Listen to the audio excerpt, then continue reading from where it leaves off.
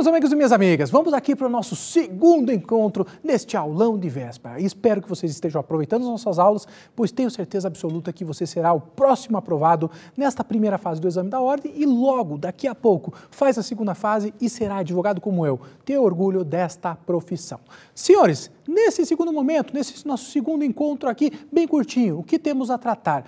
Começaremos com responsabilidade civil. Dicas da responsabilidade civil importantes para esse nosso 13º exame de ordem unificado. Senhores, nesse caso, a primeira pergunta que se faz é o seguinte: o que é a responsabilidade civil? Vejam só, senhores, vigora, vocês vão lembrar comigo, vigora a ideia, existe um princípio inerente nas sociedades de que a ninguém é dado lesar o direito de outrem. Então eu tenho um dever originário, todo cidadão tem um dever originário, ele tem que procurar nunca prejudicar os interesses de terceiros. Uma vez que ele desobedeça esse dever originário, surge automaticamente um dever sucessivo. Qual é esse dever sucessivo? A obrigação de reparar o dano injustamente causado. Então a ideia aqui é o seguinte: eu não tenho direito a lhe prejudicar, eu não posso quebrar o vidro do seu veículo. Esse é o meu dever jurídico originário. Uma vez que eu viole esse dever jurídico originário, nasce naturalmente, independentemente da minha vontade, um dever jurídico sucessivo, que é a própria responsabilidade civil, a responsabilidade do agente em reparar o dano injustamente causado. Quebrei a sua janela, eu tenho que indenizar a janela do seu veículo. Pois bem, eu sei o que é a responsabilidade civil agora, a obrigação de reparar o dano injustamente causado. Agora, a FGV vai querer saber de você se você sabe diferenciar os vários regimes da responsabilidade civil. Primeiro, existem várias espécies de responsabilidade civil. Quais seriam as espécies? Nós teríamos lá uma pergunta: qual que é a diferença da responsabilidade civil para a responsabilidade penal? Você responderia muito tranquilamente. Basicamente, na responsabilidade civil, o objetivo é reparar o dano. Já na responsabilidade penal, o objetivo é punir o agente. Então, na civil é reparar, no penal é punir.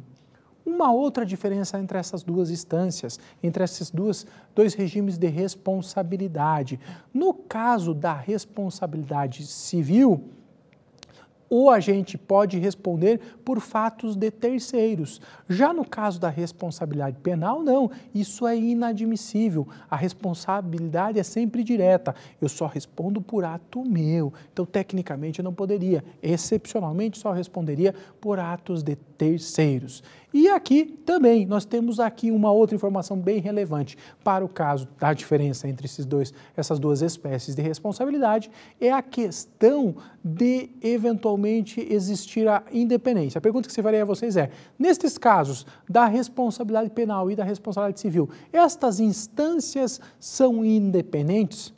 Sim, tecnicamente as instâncias são independentes, mas a sentença do criminal pode vir a gerar uma influência muito forte lá no direito civil. Por que isso? Porque lá no direito criminal a prova tem que ser robusta para a condenação do indivíduo, porque envolve restrição de direitos, restrição da própria liberdade do indivíduo. Já no direito civil não, a prova pode ser até um pouquinho mais maleável, ela pode ter aqui nesse caso um conjunto de provas não tão robusto, mas aliado às regras ordinárias de experiência do juiz, o juiz condenar, porque ele acredita que naquele caso, eventualmente, o indivíduo que é apontado como ofensor teria mais chances de ser o provável causador do dano. Então aí ele condena. O mesmo ocorre na responsabilização objetiva, onde inverte-se o ônus da prova.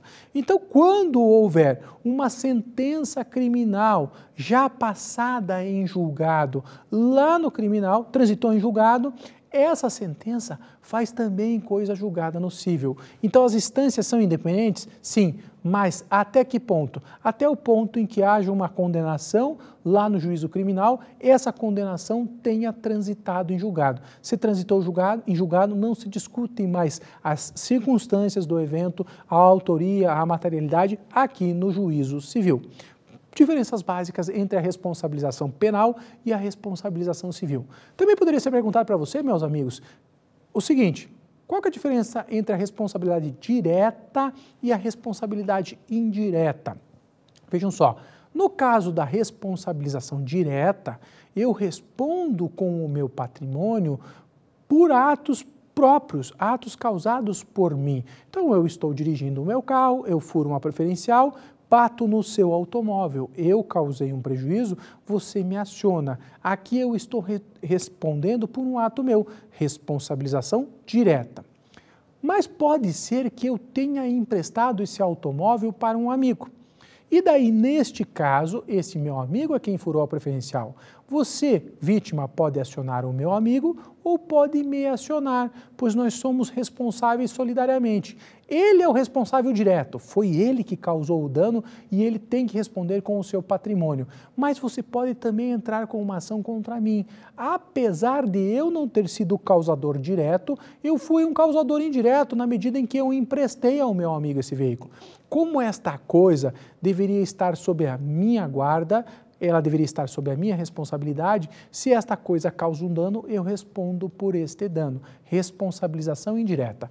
Direta, o agente responde por ato próprio. Indireta, o agente responde por fatos da coisa, por fatos de animais ou por fatos de terceiros que deveriam estar sob a sua responsabilidade. Então, nesse caso, responsabilidade indireta.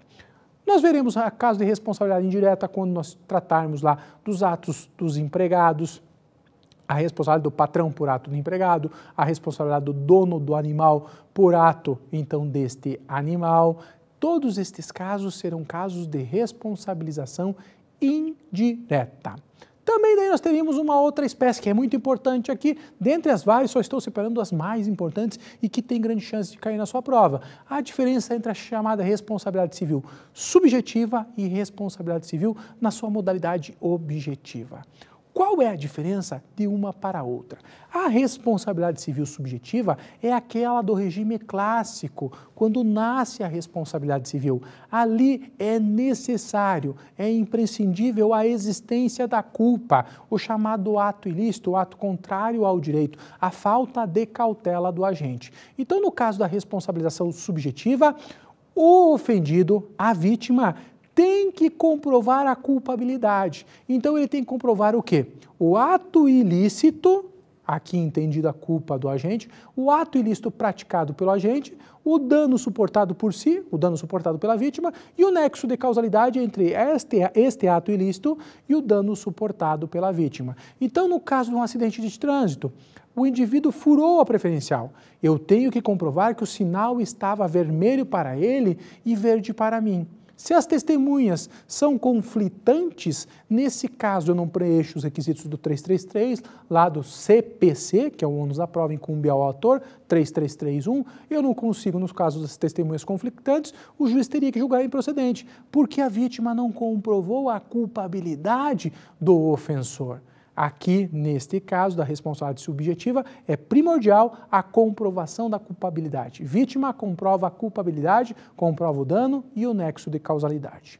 Já no caso da objetiva, não. Na responsabilidade objetiva, nós vamos fazer com que o agente responda pelo risco que ele cria. Então, aqui é uma inovação importantíssima no nosso caso da responsabilidade civil. Por que é importantíssima? Porque no caso da responsabilização objetiva, eu tiro esse elemento culpa. A vítima não tem mais que comprovar culpa, só tem que comprovar o quê? Um dano. E que esse dano, de alguma forma, está relacionado à atividade do agente. Aí eu passo todo o encargo probatório para que o indivíduo, o ofensor, ele que comprove uma das chamadas excludentes da responsabilização civil. Então imagine só, no caso aqui, um exemplo muito interessante da chamada responsabilização objetiva, consagrado hoje no nosso Código Civil, é o contrato de transporte, lá do artigo 734 do nosso Código Civil. Neste caso, o transportador responde pelos danos independentemente da culpa. Então, aqui imagine que você é passageiro do transporte coletivo, rodoviário. E você está lá como passageiro, o motorista está transitando com o veículo, de repente quebra a barra de direção e ele cai numa ribanceira e você se machuca. Ônibus 0 quilômetro, tem 2.000 quilômetros. Era previsível aquilo? Não era previsível. Imagine um ônibus novo, não pode quebrar a barra de direção. Então aqui não teria nenhum indício da irresponsabilidade do motorista do ônibus e também do dono daquele ônibus, daquele transportador. Só que, nesse caso, eu só vou comprovar o quê? Que eu tenho um contrato firmado com você, estou ligado à sua atividade e que eu sofri um dano. Por exemplo, eu tive uma lesão estética, tive que ficar internado, tive que gastar com medicamentos, um dano material. Eu comprovo os danos suportados e que esses danos decorrem da sua atividade, eu transfiro totalmente para você o ônus de comprovar uma das excludentes de ilicitude ou de responsabilidade, o que aqui deixa a vítima muito mais confortável. Então, o que eu quero que vocês relembrem aqui é que a modalidade da responsabilização objetiva é aquela que envolve risco. Eu crio risco para os direitos de outrem e daí eu respondo independentemente da verificação de culpa. Alguns exemplos muito importantes que você não pode esquecer para a sua prova. Exemplos de responsabilização objetiva que estão na lei. A responsabilidade do dono do animal. Hoje entende-se que o dono do animal responde independentemente de ser culpado. Então, se eu tenho lá um cachorro de guarda para guardar a minha casa, e esse cachorro, por alguma circunstância, foge da minha casa e vai lá, nhaque-nhaque, morde a perninha de alguém na rua, eu vou responder por mais que eu tenha sido diligente, por mais que eu tenha sido prudente. Ah, não, o meu muro era alto, a minha cerca era alta, eu não tenho como explicar como é que esse bendito cachorro foi para fora. Pois bem, se você não explica, muito menos a vítima tem como explicar. Então aqui a vítima não precisa comprovar que você foi negligente. É você que terá que comprovar uma excludente, que por exemplo foi a vítima que se colocou em situação de risco, a culpa exclusiva da vítima, ou então foi um fato terceiro que provocou aquele dano, apesar que o Código Civil literalmente excluiu o fato terceiro como excludente de responsabilidade. Pois bem, o que eu quero com isso é falar o seguinte: se cair na sua prova, você tem que lembrar, responsabilidade do dono do animal é uma responsabilidade baseada no risco, responsabilidade objetiva. Outro exemplo, também a responsabilidade do incapaz, dos responsáveis legais pelo ato do incapaz. Seja aquele incapaz de discernimento, seja aquele que tenha uma debilidade mental, ou seja um menor, né, aquele absolutamente incapaz. No caso dos incapazes, por mais que os responsáveis tenham sido diligentes, tenham sido atenciosos, tenham dado boa educação, se esse incapaz causa um prejuízo, eu, responsável, respondo pelo ato do incapaz, independentemente da verificação da minha culpa. Então, não adianta eu ter sido o mais diligente possível. Se foi causado um prejuízo, eu respondo independentemente da verificação de culpa. Inclusive isso foi cobrado já em provas da OAB, faz tempo. Então, pode ser que novamente venha a ser tratado por vocês.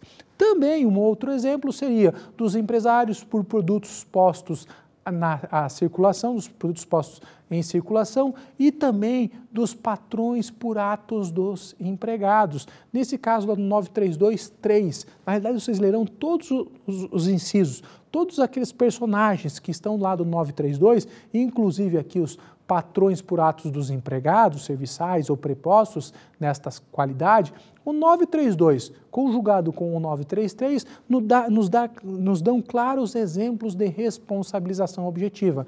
No caso do patrão, o patrão pode ter sido o mais diligente possível, mas se o seu empregado causou um prejuízo, ele responde independentemente da aferição de culpa do empregado. Dei uma lidinha ali no 932 e 933 do nosso Código Civil brasileiro.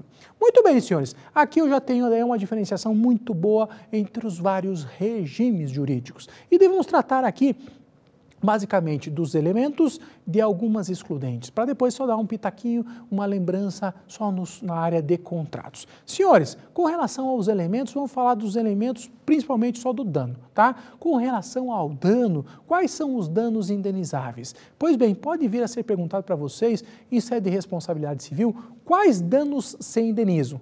E a ideia básica que vocês têm que ter é o seguinte: danos se indenizam todos os danos possíveis.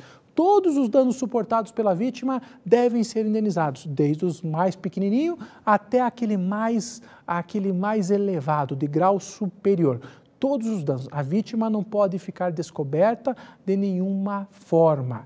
Só que há, em alguns casos, exceções a esse princípio da reparação integral do dano. E uma hipótese muito importante é quando houver excessiva desproporção entre a culpabilidade do agente e o dano suportado pela vítima. Então vocês têm que ter uma ideia, relembrar essa ideia do seguinte, de que quando houver uma excessiva desproporção entre o ato praticado pelo agente e o dano suportado pela vítima, o juiz poderá reduzir equitativamente esta indenização. Esta é uma hipótese excepcional, mas que está aí.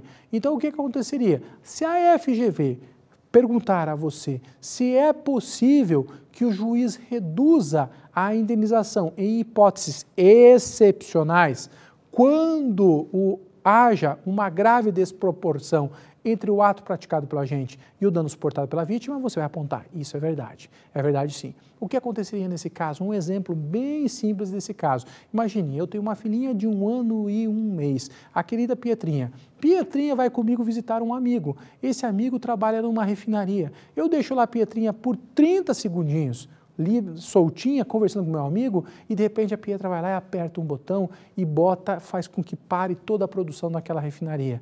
Prejuízo de 2 milhões, 3 milhões de reais. Vejam só, a minha falta foi pequena, foi um pequeno descuido com uma criança, que gerou um imenso prejuízo que vai me levar à ruína. O legislador quer proteger também a parte, nesse caso, o ofensor. Então, ele não quer que, aqui, nesse caso, o ofensor seja levado à ruína. Então, ele faz o quê? Ele tenta aplicar o princípio da equidade. E fala o seguinte, o juiz pode, excepcionalmente, neste caso, reduzir a indenização, reduzir para parâmetros equânimes, levando em conta a diferença entre a conduta do indivíduo, o grau de culpabilidade dele e a proporção do dano causado por ele. Muito cuidado com relação aos danos. E quais são os danos que se indenizam? Danos materiais e imateriais. Materiais, aqueles que atingem o patrimônio economicamente aferível da vítima. Danos imateriais, que atingem valores que não podem ser, que não têm preço, para os quais não podem ser atribuído um preço. Então, aqui os direitos de personalidade. Neste caso, dos danos materiais, quais seriam os danos materiais por excelência? Danos materiais por excelência, danos emergentes e lucros cessantes. Diferença entre eles. Danos emergentes são aqueles que emergem logo após o prejuízo e causam um imediato prejuízo patrimonial. A vítima fica mais pobrinha. Já os lucros cessantes são aquela impossibilidade de aumentar o meu patrimônio. São os ganhos razoáveis da vítima que não puderam ser auferidos por ela em decorrência daquele evento danoso. E aqui muito cuidado, nos casos dos lucros cessantes só se indenizam aqueles lucros razoáveis, aqueles ganhos razoáveis que no curso normal das coisas seriam aferíveis pela vítima. Não se indenizam os chamados danos hipotéticos ou o lucro hipotético. Exemplo disso, imaginem só, na minha situação, eu sou advogado, como vocês já sabem, também sou professor universitário. Sendo profissional liberal, eu tenho que estar dentro da sala de aula, eu tenho que estar nos cursos preparatórios, dando as minhas aulas, pois eu ganho por hora. Também, sendo profissional liberal da advocacia, se eu não estiver no escritório, eu não faturo, eu não consigo angariar os meus clientes, não consigo atender os meus clientes e, portanto, não recebo aquele valor em decorrência do meu trabalho, dos meus clientes. Se alguém provoca um acidente de trânsito e vai atingir o meu patrimônio, ele pode atingir de duas formas. Ele pode causar um dano patrimonial, tanto um dano emergente quanto um lucro cessante. Dano emergente, bateu no meu automóvel e eu tenho que consertar esse automóvel, eu gastarei 5 mil reais para consertar esse automóvel. A partir do momento em que ele bateu em mim, se ele não me ressarcir, eu já fico 5 mil reais mais pobrinho, correto? Então esse dano emergiu já no momento do acidente e já me causou uma diminuição patrimonial, dano emergente. Agora, se ele me manda para o hospital também em decorrência desse acidente e eu fico 30 dias sem poder dar aula, sem poder atender os meus meus clientes e eu tinha já vários clientes programados, eu tinha já várias aulas programadas, veja, no curso normal das coisas, eu conseguiria atender aqueles clientes e receber os meus honorários. No curso normal das coisas, eu também gravaria todas aquelas aulas, participaria de várias pós-graduações que já estavam programadas. Como eu não fui, automaticamente eu perdi, eu deixei de ganhar. Então aqui são lucros que razoavelmente deixaram de se incorporar ao meu patrimônio. Então eu deixei de ficar um pouco mais riquinho. Danos emergentes e lucros cessantes, ok? Diferença. E também, dentro dos danos imateriais, nós teríamos os danos morais e os danos estéticos.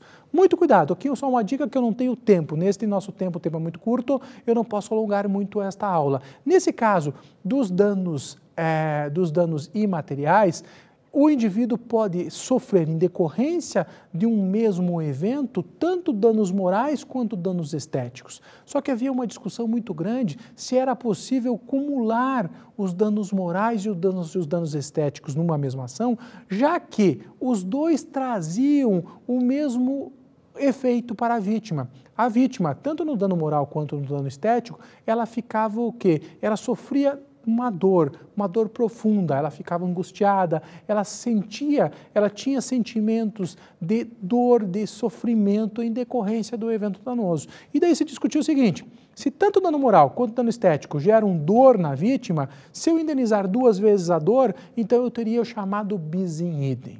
E daí para nossa felicidade, o STJ, após muita discussão, editou uma súmula, a súmula 387, que vocês lerão. Nessa súmula 387, vocês verão que é sim possível, numa mesma ação indenizatória, a acumulação dos danos morais e dos danos estéticos. Ok, senhores? Muito bem. Para finalizar a responsabilidade civil, vamos só tratar das chamadas excludentes. Eu também estou apostando bastante em excludentes, faz tempo que não caem as excludentes.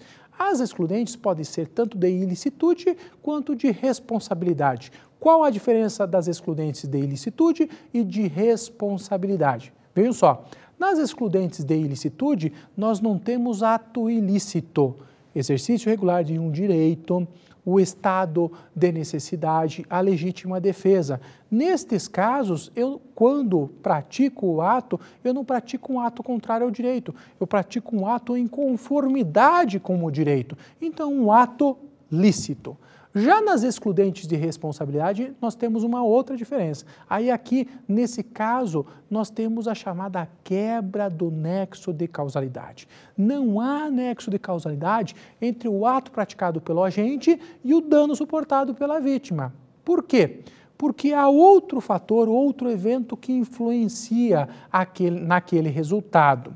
Exemplos e quais seriam as chamadas excludentes de responsabilidade? Nós teríamos aqui o fato de terceiro, a culpa exclusiva da vítima, o caso fortuito, a força maior. Só um exemplo, fato terceiro, vejam só, neste caso, se eu estou andando com o meu carro, de repente eu passo numa preferencial e vejo lá um carro em cima da calçada e um pedestre atropelado. Pois bem, eu analiso aquela circunstância e falo o seguinte, o dono do veículo é o culpado pelo acidente, matou o pedestre, por quê? Porque um carro não pode subir em cima da calçada, e já faço aquele pré-julgamento. Quando eu chego em casa no final da tarde, eu começo a assistir o jornal local e vejo o seguinte, a notícia daquele acidente, e vejo que a circunstância que ocorreu o acidente foi a seguinte, nesse caso um ônibus fura o semáforo, bate no automóvel jogando-o na calçada. Então aquele proprietário do automóvel só aparentemente deu causa para o evento danoso, para o atropelamento do pedestre. Na realidade não foi ele. Quem deu causa a este evento foi o motorista do coletivo, do ônibus. Então vejam aqui é uma quebra de nexo de causalidade. Quem deu causa ao evento? Terceiro. Por isso, então, haveria aqui a excludente de responsabilidade, a quebra do nexo pelo fato do terceiro. Com relação às excludentes, senhores, eu chamo a atenção para a excludente de ilicitude, denominada estado de necessidade. Apesar de eu estar praticando um ato lícito, neste caso, se eu pratico o ato em estado de necessidade, apesar de eu praticar um ato lícito, eu tenho o dever de indenizar. Exemplo que você guardará para a sua prova. Imagine a seguinte situação. Estou andando com o meu veículo, de repente uma criancinha sai da calçada para buscar a bola e ela vai para a pista de rolamento, e ela não tem noção do perigo.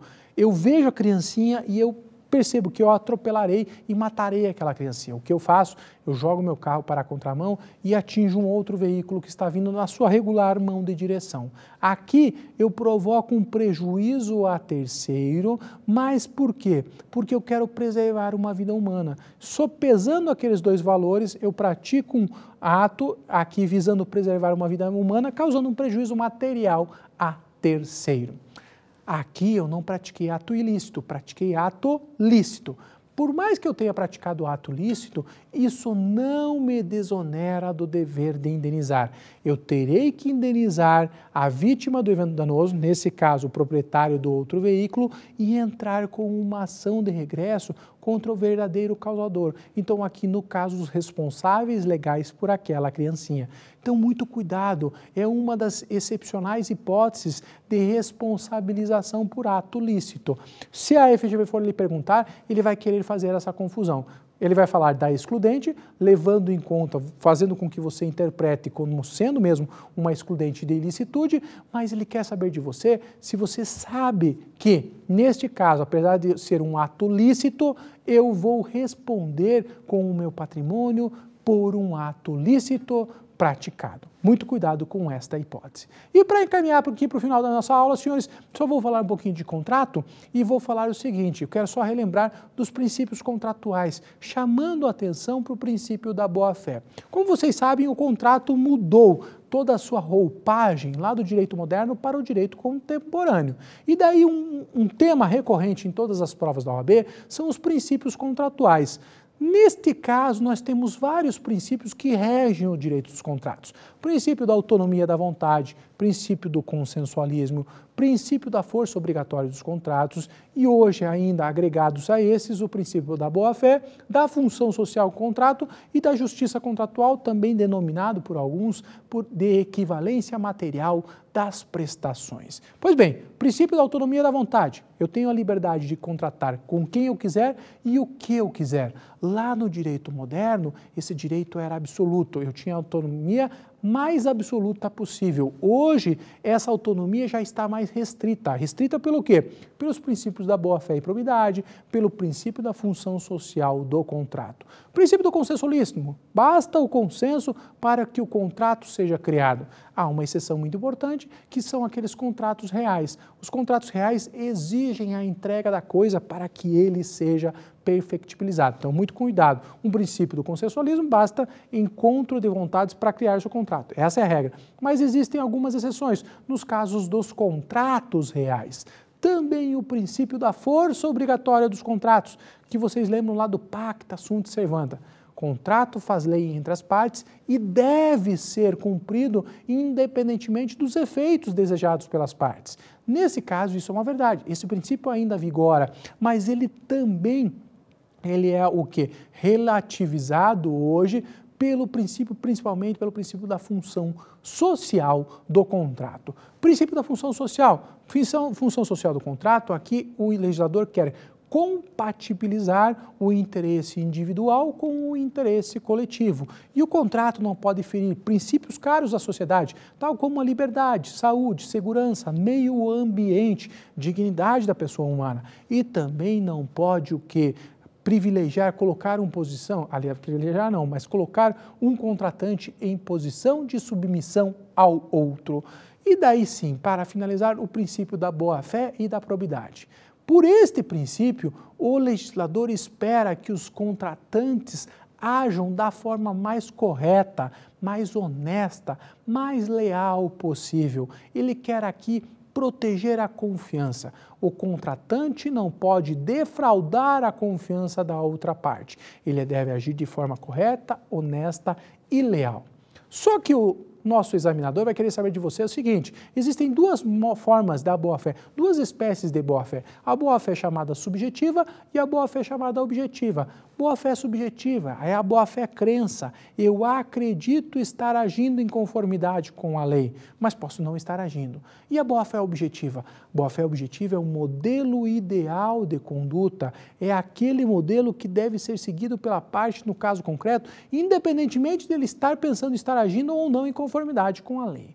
Qual foi a hipótese, qual foi a espécie escolhida pelo artigo 422 do Código Civil? A chamada boa-fé objetiva. Se cair na sua prova, nos contratos vigora a boa-fé chamada objetiva, não a subjetiva. A subjetiva que é a boa-fé crença. Na boa-fé objetiva, o que ela é? É esse modelo ideal de conduta. Como deve agir um indivíduo honesto, correto, leal naquela circunstância concreta? Por exemplo, na venda de um automóvel, eu devo deixar claro para o comprador que esse automóvel já foi batido? Sim, um homem honesto, correto e leal deve expor essa situação para o comprador. Então, se eu não exponho, eu estou sendo leal, eu estou sendo correto, eu estou sendo honesto? Não, não estou sendo. Então, por mais que eu não tenha tido a vontade de lesar, eu acabei lesando, porque eu me desviei desse padrão, desse modelo ideal de conduta. Com isso, meus amigos e minhas amigas, eu finalizo esse nosso encontro número 2, aqui desse aulão de véspera. Eu espero que vocês consigam atingir esse sonho, que é conseguir a aprovação da sua aprovação nesse nosso 13º exame da ordem. Fico à sua disposição para esclarecimento de quaisquer dúvidas. Um grande abraço e até a próxima!